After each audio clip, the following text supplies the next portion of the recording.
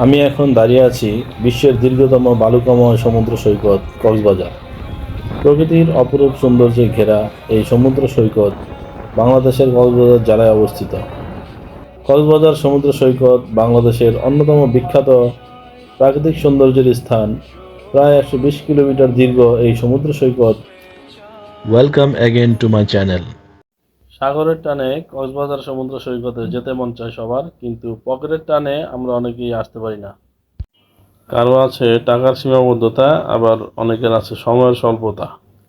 যারা খুব অল্প খরচের মধ্যে সমুদ্র সৈকতে এসে ঘুরে যেতে চান, তাদের জন্য থাকছে আমাদের আজকের এই আয়োজন।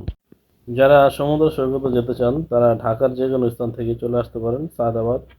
সায়দাবাদ থেকে সায়দাবাদ থেকে আপনারা বাস পেয়ে যাবেন 700 টাকা থেকে শুরু করে 1500 টাকার মধ্যে। আমরা বাস থেকে নেমে নাস্তা খাওয়ার পরে চলে গেলাম কলাতুলি।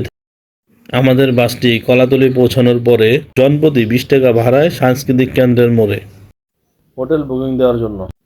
সাংস্কৃতিক কেন্দ্রের বিপরীতে আপনি পেয়ে যাবেন অনেকগুলো হোটেল। এখানে আপনি দামাদামি করে খুব কম খরচের মধ্যে থাকতে পারবেন। এখানে আপনি বেড পেয়ে যাবেন 700 থেকে 1500 টাকার মধ্যে। আমরা এখানে নিয়েছিলাম কাপল বেড আর সিঙ্গেল বেডরুম একটা। আমরা এখানে হোটেল বুকিং দেওয়ার পরে হোটেলের মধ্যে মাল সামানা রেখে ফ্রেশ হয়ে আমরা চলে যাই সুগন্ধা বিচ সমুদ্র সৈকতে। সাংস্কৃতিক কেন্দ্রের মোড় থেকে জনপ্রতি 10 টাকা ভাড়ায় আপনি চলে আসতে পারবেন সুগন্ধা বিচ।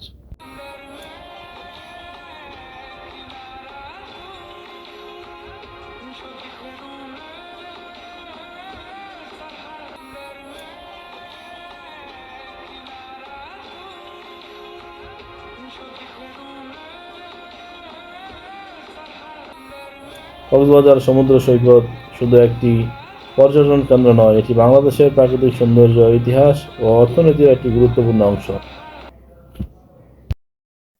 কক্সবাজার পর্যটন এলাকা হওয়ার কারণে এখানে প্রচুর পরিমাণে স্ক্যাম হয়। অটোওয়ালা থেকে শুরু করে সব কিছুতেই অনেক দাম অনেক বেশি চায়। এই জন্য দামাদামি করে নিতে হবে, প্রচুর দামাদামি করতে হবে। দামাদামি করে নিলে সব কিছু একটু কম পাবেন। এখানে বিভিন্ন রাইড আছে। 200 টাকার রাইড দামাদামি না করলে 400 টাকা নিবে, 400 টাকার রাইড নিবে 800 টাকা। এই জন্য সব কিছু একটু দামাদামি করে নেবেন, তাহলে কম খরচে অনেক কিছু ঘুরতে পারবেন।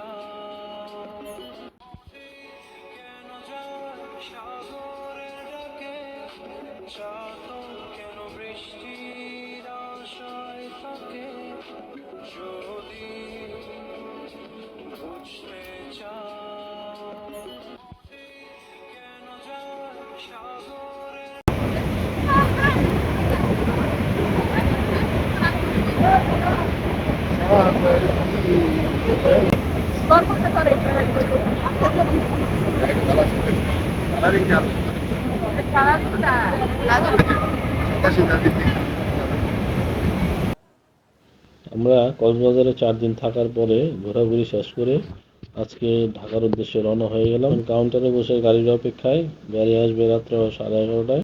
আমাদের সাথে শেষ পর্যন্ত থাকার জন্য অনেক অনেক ধন্যবাদ। ভিডিওটি ভালো লাগলে অবশ্যই লাইক, কমেন্ট, শেয়ার করবেন।